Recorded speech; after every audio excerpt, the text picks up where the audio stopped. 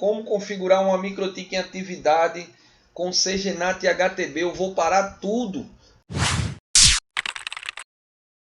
Será que eu vou ter que parar tudo? Não vai dar problema? Meus clientes não vão reclamar? Hoje eu uso IP fixo com MAC amarrado. Eu uso, sei lá, DHCP. O que é DHCP? Mandando IP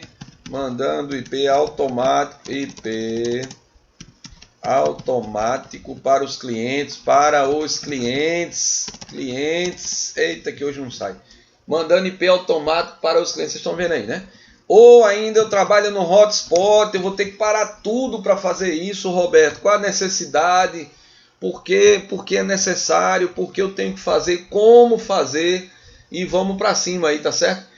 Várias pessoas já me perguntaram isso. Roberto, primeiro, eu não sei o que é CGNAT, tá? A gente diz assim, eu estou batendo nessa tecla, tenho vários vídeos, mas ainda existe provedor que não sabe o que é CGNAT. Eu vou dar uma breve explicação sobre isso. Por quê? Porque eu falo aqui, eu tenho inúmeros vídeos aí para trás, lives aí falando sobre CGNAT, e tem a semana do provedor que eu ensino a fazer o passo a passo do CGNAT. Mas eu vou dar uma breve explicação sobre isso, e depois eu vou dar uma breve explicação. Também não sabe, eu não sei para que usar HTB, tá? Essas duas informações. E aí depois disso, nessa live, eu vou mostrar a vocês a ideia de rodar o CGNAT e o HTB, mesmo estando com o seu provedor já em funcionamento. Claro, você já deve ter uma MikroTik lá. As coisas não tão fáceis para a gente estar comprando MikroTik e testando assim. Se tiver uma reserva, beleza. Mas uma hora você vai ter que implantar. Então assim, como é que eu faço para implantar no meu MikroTik o CGNAT e o HTB de forma que meus clientes não sintam, tá? Então vamos lá. Primeira coisa que eu queria conversar com vocês. Vamos abrir aqui o bloco de notas para começar a conversa. IP fixo com MAC. Roberto, eu escuto muito você falar sobre isso. Por que não é interessante usar IP fixo e MAC? Pelo seguinte fato, é muito sensível. Se é que eu posso dizer assim, vamos botar assim, muito frágil, tá? Frágil é melhor. Ele é muito frágil. Por que ele é fragilizado? Vou dizer por quê. Basta você pegar um IP de um cliente, se você for amigo de alguém, ou você fazer um scan lá na rede, descobre um IP, e aí você faz o quê? Você descobre o MAC do cara, e aí você bota na sua máquina um IP, um MAC do cara, aí vai causar o quê? Conflito de IP ali, vai dar aquele conflito de IP, vai dar aquela lentidão, aquele problema todo, o cara vai e desliga o computador dele, ou o roteador dele, porque está dando aquele problema todo, e você começa, quer dizer, a outra pessoa começa a usar a rede, né, em função do IP e do MAC do cara que está amarrado. Então, essa forma, ela é muito amadora, tá? Ela é muito amadora. Operadoras não usam isso, é muito frágil, é muito sensível, então não se deve fazer isso para entregar um cliente final, até porque um cliente final é aquele cliente que você imagina que ele pode tentar tudo, entendeu? Não é bem uma empresa. Você está dentro de uma empresa, dá até para você fazer uma topologia de forma que você consiga trabalhar a parte de software, a parte de protocolos, onde você consegue botar um IP fixo e um MAC amarrado e controla ali com um roteador de borda, um roteador fazendo uma concentradora, né? Aquela coisa toda, dá para fazer. Mas quando você trabalha como provedor de internet, propriamente dito, você tá propenso a tudo. Você pega empresa, você pega pessoa física, você pega gente de todo tipo. Então, assim, qual é a preocupação maior? A preocupação maior aqui é você não ter problema de segurança. E a segurança fica muito comprometida quando a gente usa IP fixo e MAC. Eu já dei um dos motivos aqui é esse. Alguém clonar o MAC, pegar o seu IP e acabou-se. Quando bater lá, se você tiver desligado, o cara vai usar sem problema nenhum, porque a sua MikroTik vai entender que aquele IP, aquele MAC está casado, está fechado, e aí pronto, acabou-se. Ele vai usar aquilo ali sem problema nenhum, como se fosse outro cliente. Então, esse é o primeiro problema que eu acho do IP fixo e MAC. Conselho que Roberto dá para os amigos que estiverem usando isso. Não precisa nem se apresentar e falar não, tá? Mas se você estiver usando IP fixo e MAC, mude agora isso, tá bom? Não utilize, tá certo? Não é uma tecnologia, não é uma forma de trabalho que eu aconselho ninguém, principalmente para provedor. E provedor tem problemas por conta disso, né? Porque, como eu falei, quando é uma empresa é mais fácil de você ter um controle daquela máquina. Quem fizer, o cara faz. Foi fulaninho. Mas e você ter lá 100 clientes que você não faz a menor ideia quem é o cara? Aí vem um problema, agora vamos para a segunda forma de autenticação, né? Que é a famosa DHCP. Para quem não sabe o que eu estou falando de DHCP, você vai montar dentro do seu MikroTik lá, você vai entrar lá no MikroTikão lá, no MikroTik gigante lá, e vai entrar aqui, ó, IP DHCP Server, vai ativar um DHCP novo aqui, eu vou botar na Ether1 só porque não tem ninguém usando, ó, vou ativar aqui, ó lá, ó, vê como é fácil. Fácil, né, velho? Ativei, tá vermelhinho porque não tem nada nessa MikroTik na porta 1, né? Ela tá aqui quietinha, ó. Inclusive eu usei essa MikroTik hoje para gravar a aula para a galera do curso. Mas enfim, na porta 1, tá vendo ali o WAN 1, ela ia distribuir IP, não tem ninguém, então não vai afetar nada, tá? Então você pode usar, como é que eu uso isso? O IP DHCP Server, ele vai começar a distribuir. Como é que eu sei que ele vai começar a distribuir? Bora ver aqui. Ó, qual DHCP Server Interface? Ou seja, qual a interface que eu quero utilizar? Eu quero na 1. Aí ele faz, qual o espaço que deve ser usado nesse DHCP? 1/24? 1/24. Essa história de /24, para você entender, é só botar o mouse em cima aqui, ó. Ele mostra de quanto a quanto, ó. Dá 100.0 a 100.255. Então, 1/24 que dá 254 IPs. Então, qual gateway que vai ser dessa? Qual a network, ou seja, a interface, né, a network que vai utilizar o DHCP, o gateway. O gateway, na verdade, é a máquina que possui o roteamento para outra rede, tá? A pessoa costuma dizer assim, gateway é a máquina que tem internet. Pode ser também. Como a internet são várias redes interligadas, entendeu? Mas a ideia de gateway, na verdade, nos livros, nas documentações, é uma máquina que leva para outra, faz um roteamento para outra rede, tá? Então o gateway é isso aqui, ó, é a 10. Por que 10? Porque a máquina aqui, por coincidência, ela está com a 10. Aqui, ó, cadê ela aqui? Na Ether 1, aqui, ó, ela está com 10. Vocês estão vendo aí, né? Então vamos embora. Ela está com 10. Aí ele perguntou, essa aí agora qual é a faixa que você quer usar, Roberto? Aí aqui, deixa eu apagar isso aqui que está meio... Ih, que a máquina agora vai. Qual é a faixa que você quer usar? Eu quero usar da 1 a 9. Ah, eu não quero da 1, eu quero... Por quê? Porque ele criou duas aqui. Porque como minha faixa era, como meu IP era 10, ele fez da 1 a 9 para aproveitar e da 11 a 254. Eu estou passando isso aqui para a galera que está começando, então é sempre bom a gente bater um papo sobre isso. Mas vamos lá. Eu vou deixar de 1 a 9, eu poderia colocar aqui da 11 a 254, né? Poderia funcionar também, eu só não poderia colocar o 10, que é o que está na máquina. E aí ele faz qual o DNS? Olha o DNS do Google aparecendo aqui, ó. O DNS acho que talvez mais famoso que existe na internet. DNS do Google, né? Os dois DNS do Google aqui, ó. Aí eu deixo o DNS e o tempo que vai permanecer esse IP com o cliente. Olha lá, ó. Aqui eu tenho hora, minuto e segundo, tá? Se você quiser botar dias, você bota 2D aqui na frente, ó. 2D minúsculo, tá? Faça vergonha do que eu fiz aqui agora, não. É 2D minúsculo. Aí veja que ele fica azulzinho, ó. Se você botar o D maiúsculo aqui, ele vai ficar vermelho, ó. Tá vendo? Ele não vai aceitar. Por que ele não vai aceitar? Porque ele não aceita que dia seja escrito com um D maiúsculo. Você bota 2D aqui, ó.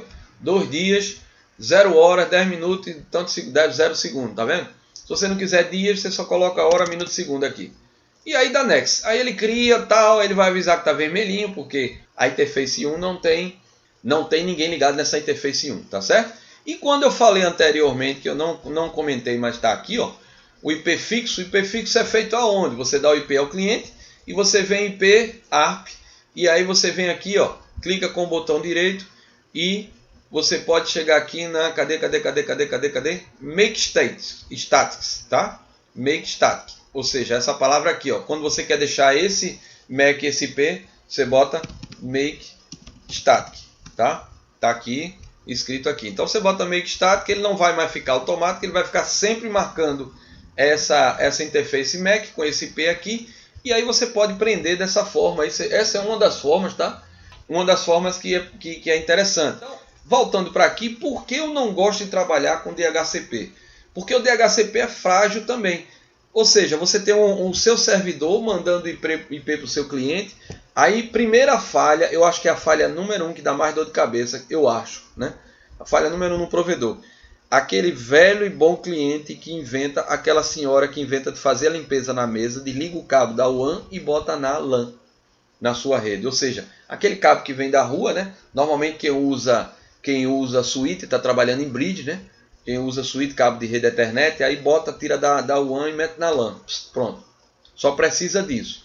Ou aquela OLT que você botou em bridge e está entregando na fibra, entendeu?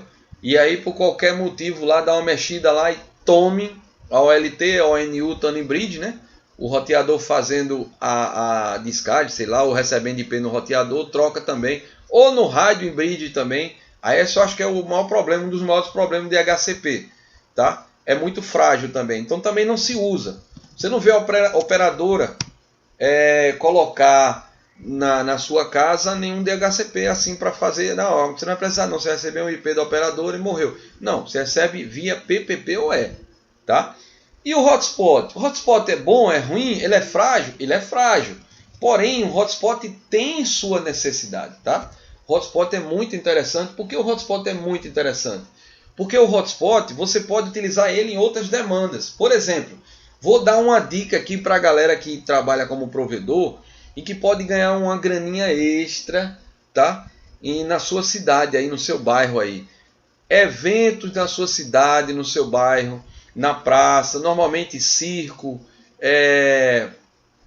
próximo a shopping center, próximo a cinema. Você pode criar hotspot, tá? Hotspot. De que forma? Você cria um hotspot lá na sua área, bota umas antenas, né? Você bota uns painéis lá e bota uma microtikzinha e cria os hotspotzinhos e vai vender uns cartãozinhos que você pode raspar ali. O cara vai ter direito a 15 minutos, 30 minutos. Então, para isso, ele é muito bem quisto.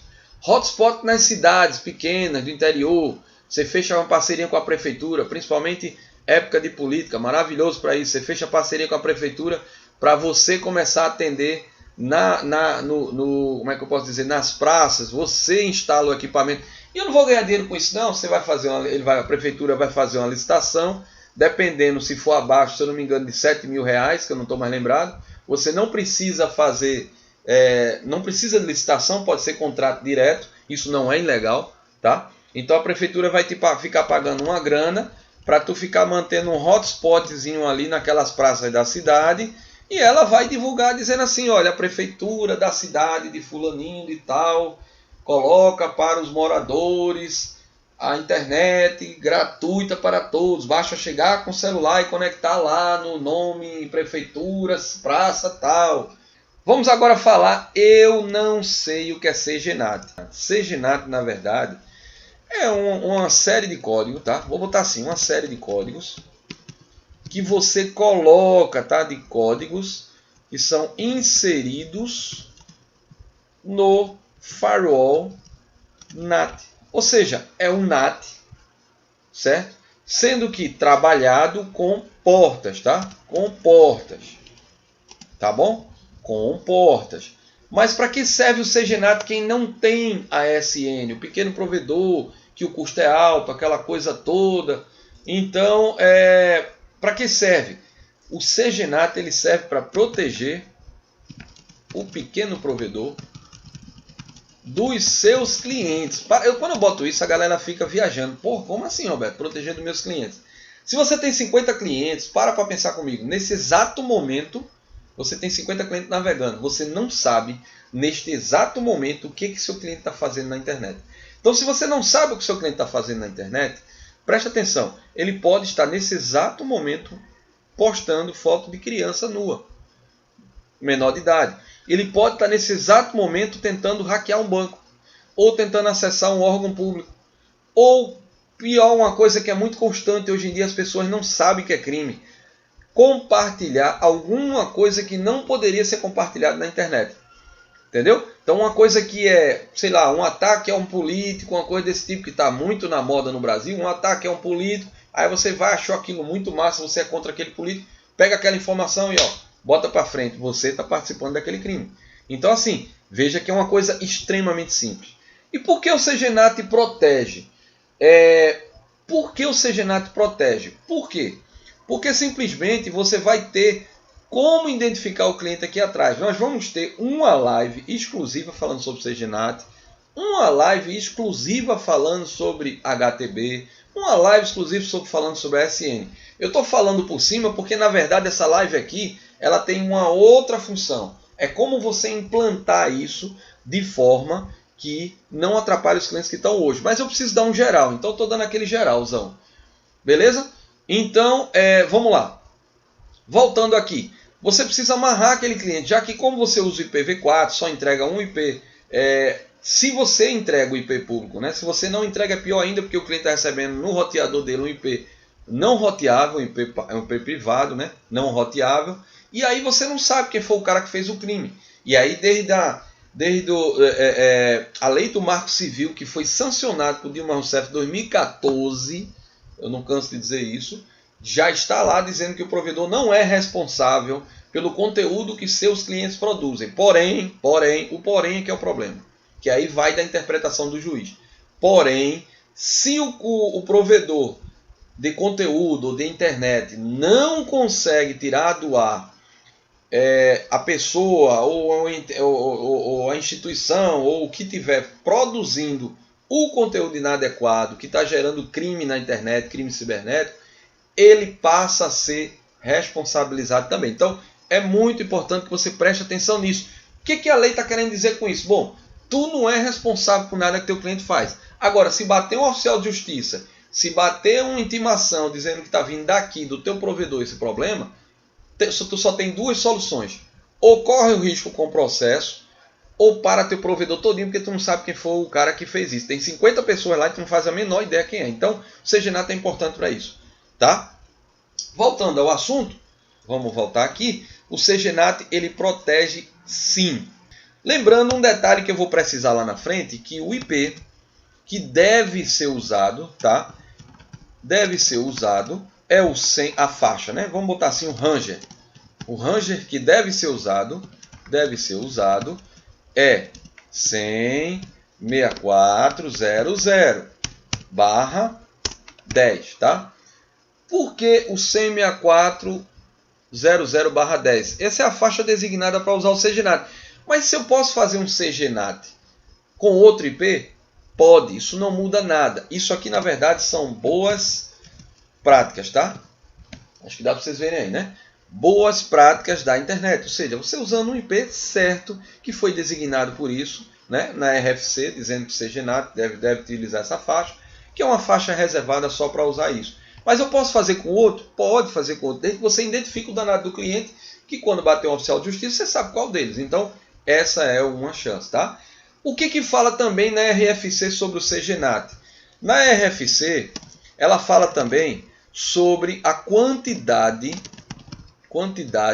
de portas que você deve entregar a cada cliente. Aí começa um grande problema. Por quê?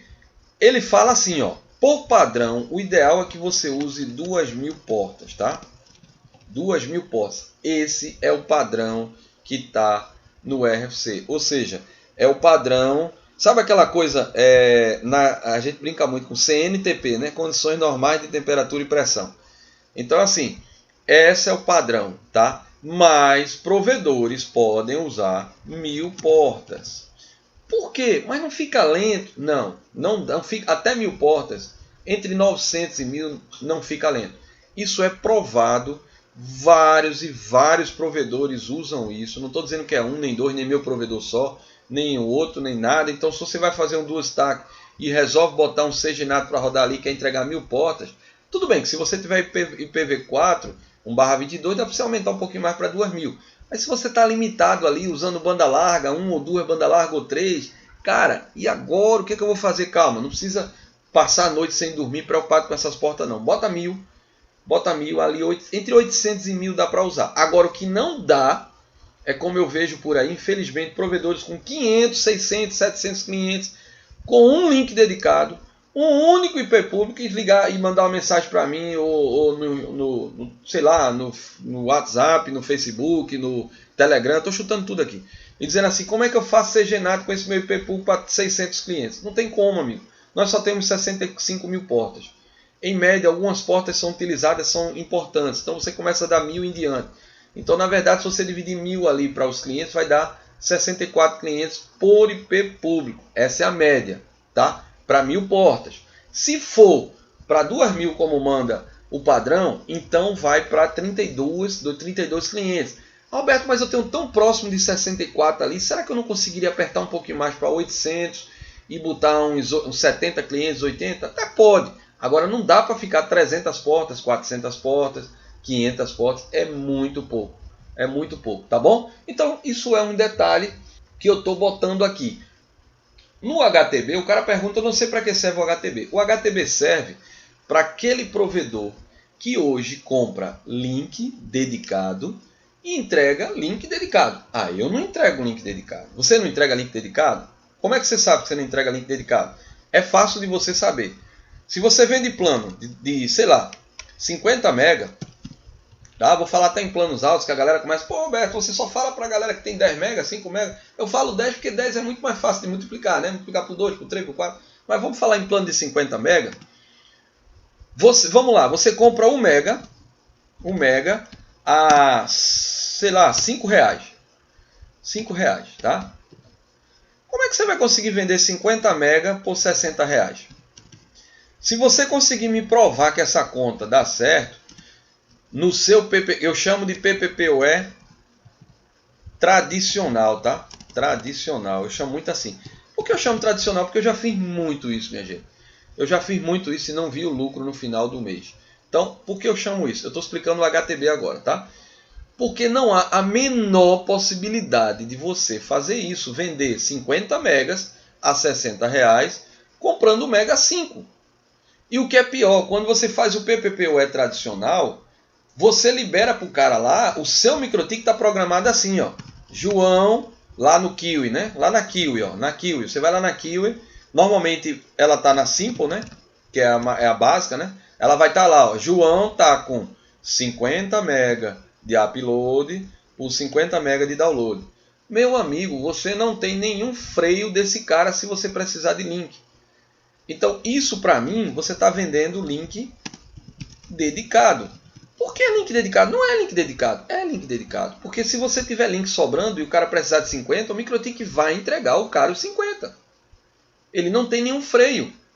Dá para entender? Ou seja, se tiver 10 caras com 50 MB, ele vai precisar de 500 MB se os 10 estiverem usando 50. Ah, mas o cara não usa. Eu não preciso nem dizer dessa quarentena de 2020, está provando aí que se usa, que precisa. Que o que está salvando as operadoras é exatamente a banda larga. Que você, provedor, não sabe disso e não está fazendo. Entendeu? Então, Roberto, eu entendi agora. Quer dizer que eu compro a 5 reais, logo, se eu queria vender 50 mega, eu deveria trabalhar com quanto? 5 reais, 10 mega dá 50, se for 50 mega dá 250 reais, então eu teria que vender um plano de 250 reais no mínimo para o cliente, para cobrir a minha despesa. Sabe aquela coisa? É você somente trabalhar para os outros. Ou seja, você pegar aqui o link dedicado e entregar ao cara por 250 reais. Só que aí você tem um concorrente do lado que está fazendo 50 mega a 60 reais. Aí você olha para um lado, olha para o outro e faz, vou vender meu provedor. Eu não tenho condições de acompanhar. Na verdade, você não tem condições de acompanhar, não por culpa sua, mas por falta de informação, de orientação. Porque nós, provedores, estamos acostumados a fazer. Cria o plano do cliente lá no profile, né? Se for no profile lá, cria o plano do cliente. Se for um servidor como o MK Alto, MK Solution, XC, aquela coisa toda, né? Eu falei tudo isso. Você cria lá o plano do cliente, estamos acostumados a isso. Quando o cliente conecta, ele vai lá na Kiwi e pô, bota o plano do cara lá. Então a gente está muito acostumado a isso. Só que esse não é o caminho que o provedor tem que seguir. E eu estou desbatendo nessa tecla e a galera fica com raiva. Pô, Roberto, mas você está mentindo. Pô, não estou mentindo para o cliente. Você tem que fazer um contrato, senão você está recebendo banda larga. Tanto que a Anatel protege você disso. A Anatel tem leis lá dizendo exatamente isso. Olha, você pode entregar até 80%. E ainda tem um detalhe que eu falo muito na Semana do Provedor, que é o quê? A Anatel ela tem 2 níveis de medição, que muito provedor não sabe disso. Você agora vai ficar sabendo, talvez 10 ou 20% de provedor conhecem isso. A Anatel mede de duas formas. Quais são as duas formas? Uma medição, presta atenção nisso, medição mensal, tá? Mensal, e medição instantânea. Instantânea, né? Assim? Instantânea. Beleza, vamos lá. Como é que funciona a medição mensal dela? Ela diz assim, ó, durante o mês, o cliente tem que ter pelo menos 80% da banda dele garantida. Tá? E durante instantaneamente, ou seja, aquela medição instantânea, quer dizer que se o cliente mediu agora, não deu o plano dele, você não está fora da lei. Aquilo é instantâneo. Agora, durante o mês, ele tem que ter 80%. 30% da capacidade. Galera, tem gente que vai me falar assim, Roberto, é 40%. Não é, mudou. Tá? Foi agora em 2019 ou foi 2018, se não falha a memória, foi outubro. Olha lá na Anatel, baixou para 30%.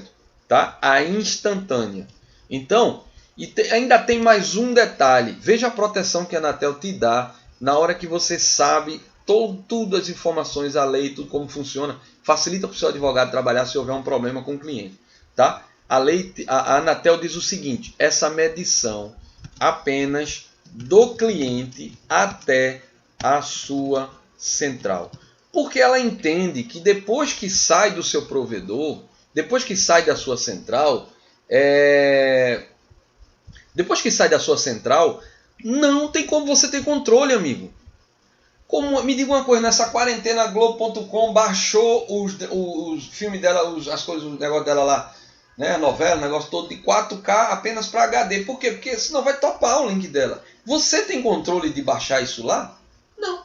Então a Anatel entende que até a sua central você tem que integrar isso aqui. Pesquisa direitinho sobre isso que eu estou falando, que tu vai dizer, Roberto tem razão, quer dizer que se eu fizer, por isso que muitas operadoras, presta atenção nisso, muitas operadoras criam seus testes de velocidade. Claro que você, a partir desse momento que eu falei isso, você não vai estar entregando 30%, ou seja, se você entrega 10 MB, vai entregar 3 MB. Não, aí você vai perder cliente. A qualidade está lá embaixo. Mas você sabe onde você pode oscilar. Entendeu? E muitas operadoras criam seus testes de velocidade. E como é que funciona isso? Você tem condições... Aí entra aquela galera que começa a dizer assim, Roberto, mas você cria grupos. Crio grupos. Eu crio grupos aqui, grupos de HTB. Eu não entendo até hoje porque Roberto cria grupos de HTB. Eu crio grupos de HTB porque eu descobri que criar um único... Porque muita gente chega para mim e diz assim, Roberto, claro, como eu falo muito de HTB, eu massifico isso, eu falo de CGNAT, então eu ajudo a galera a abrir os olhos para vender isso, para fazer dinheiro. Muita gente chega para mim dizendo assim, eu queria criar um único grupo com meu link geral. Entendeu? Então, quando você cria um único grupo com o meu link geral, sei lá, vou criar um grupo aqui de 200 MB. 200 MB.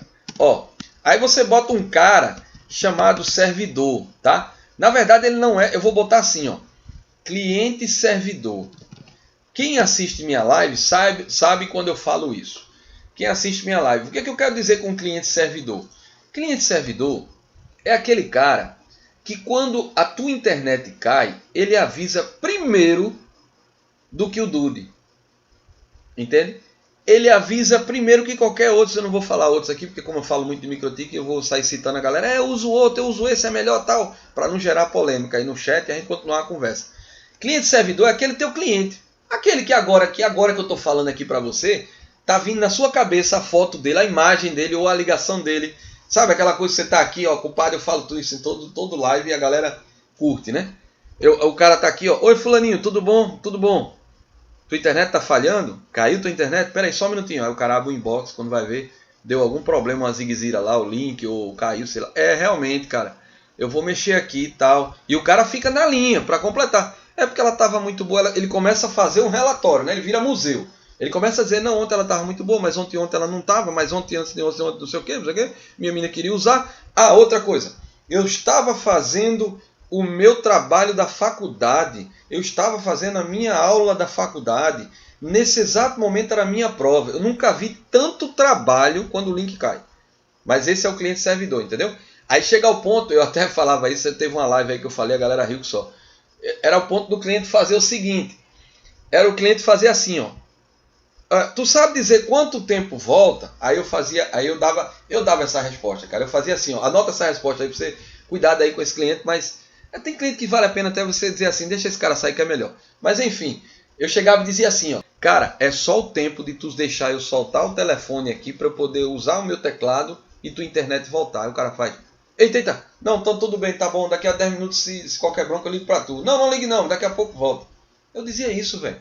Porque os caras são assim, então não muda não, todo provedor é provedor, então o que eu estou passando aqui é isso. Então, aí aquele cara, sabe, fica testando velocidade, fica toda hora medindo velocidade. Nunca ensine a ele um tal de B-test, tá? Nunca, porque esse cara vai usar o B-test na tua rede pro resto da vida. Então assim, pula fora disso. Mas enfim, esses caras aqui, ó, o que eu queria chegar aqui é o seguinte, você montou um grupo de HTB de 200 MB.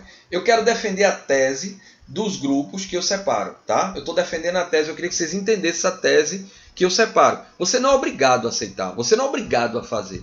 Mas eu defendo uma tese que eu já uso há anos, afinal de contas eu já aprendi esse negócio aí há muito tempo atrás, através de um colega, e fui aperfeiçoar a técnica. Fui pesquisar, fui melhorar, foi aquela coisa toda. E cheguei à seguinte conclusão, cara. O que é que acontece? Esses caras não compram um plano de 1 mega 2, ele compra um plano maior, ele gosta de um plano, ele gosta de ser o... Né? Aquela coisa, eu lancei, agora saí do rádio para o cabo de rede, ele quer o cabo de rede. Eu saí do cabo de rede para a fibra ótica, ele quer a fibra ótica. Eu saí da fibra ótica, fui para o 5G, ele quer o 5G. Eu saí do 5G e fui para o sinal de fumaça, ele quer o sinal de fumaça. Eu saí do sinal de fumaça, fui para, sei lá, telepatia, ele quer a telepatia. Então esses caras consomem muito. Então imagine aqui que um cliente desse tenha 20 mega de plano, tá? Então imagine que ele quer normalmente ele quer sempre o melhor, né? Ele quer usar tal, o cara nem usa tudo isso, mas ele quer o melhor, para que a cada 10 minutos ele teste a velocidade. Entendeu? Então vamos pensar o quê, ó? Cliente, servidor, tal. Então aqui, só aqui eu tenho 4 clientes nesse meu grupo, fora os outros, né? Cliente normal, né? Cliente normal, aquele cara que relaxa, espera teu chamado, ele abre um chamado, pergunta: quanto tempo vem? Não, vai ver se vai hoje, mas se qualquer bronca até amanhã, o cara tá bom. Aquele cliente normal, né? Tem os clientes normais, graças a Deus o nosso provedor tem. Mas aí eu tenho esses 4, pega atenção nesses 4 caras aí, tá? O que acontece? Eu botei outros clientes normais aqui nesse meio, tá? Eu tenho outros clientes normais aqui nesse meio. E aí o grupo de 200 MB vai controlar todo mundo. Então esses caras começam a usar. O que vai acontecer desses caras aqui começando a usar? 2, 4, 6, 8, 80 MB, 80 dos 200 vai ficar para esses 4 caras, concorda? Eu estou botando só 4, tá? O amigo aí disse que já tinha 30 na rede dele. Mas enfim, 80 MB fica só para esses 4. E tá controlado? Aparentemente tá. Aí esse cara precisa de banda. Uma coisa que eu percebi num grupo único. Esses caras de baixo que tem link menores, mesmo no HTB ele sofre para passar. Porque o cara tem um canhão ali de banda de 20 MB. E tu tá dando um caninho de 20 pro cara menor aqui. Sei lá, o cara tem 5 MB. Tá? 5 MB aqui. Presta atenção, isso é legal pra caramba. Pra gente raciocinar. E aí o cara, tu tá dando 5 MB ao cara. Ó. 5 MB ao cara. Esses caras estão sofrendo mesmo tendo um grupo só. E eu descobri isso depois do grupão. Por quê? Porque o que o nosso amigo aqui em cima faz é o seguinte, olha. Eu só tenho 200 para dividir para vocês. Tá certo? Então, esse cara aqui, quando começar a cair o link dele para ajudar esse de baixo, tá? O que vai acontecer? Ele vai cair para 18. Ele vai cair para 17. E esse cara vai cair para 3, para 2, para ajudar outro amigo que está tentando entrar aqui. Então, o grupão para mim não funcionou muito legal através de testes que eu fiz, tá certo? Mas vamos chegar lá. E como é que tu faz, Roberto? Eu crio grupos, tá? Separados, grupos. Grupo 1, aí eu venho no grupo 2. Para não encher muito o saco, eu vou botar assim, só para vocês entenderem. Grupo 3 e grupo 4. Para a gente comparar a situação. E aí, cada grupo desse, eu boto 200 MB? Não. Vamos lá, eu boto aqui, sei lá, vamos botar aqui 30 MB. Tá? 30 MB aqui. Vamos botar 30 MB aqui. 30 MB. 30 MB. Aí vocês vão entender onde eu quero chegar. 30 MB. O que acontece? E eu pego um desses caras aqui, sabe? Agora é a hora da gente... Agora é a hora da gente se vingar desses caras. Presta atenção. Pega um cara desse aqui, ó. Bota aqui, ó. Pega outro cara desse aqui, ó. Bota aqui, ó. Pega outro cara desse aqui, ó. Bota aqui, ó. E por fim, eu queria deixar tudo aberto para vocês verem, mas não vai dar. Eu pego outro cara desse aqui, ó. e bota aqui, ó. Só que qual é a diferença? Além deles, eu tenho mais 9. Normalmente eu crio um grupo de 10, tá? Eu tenho mais 9 clientes desse aqui normais.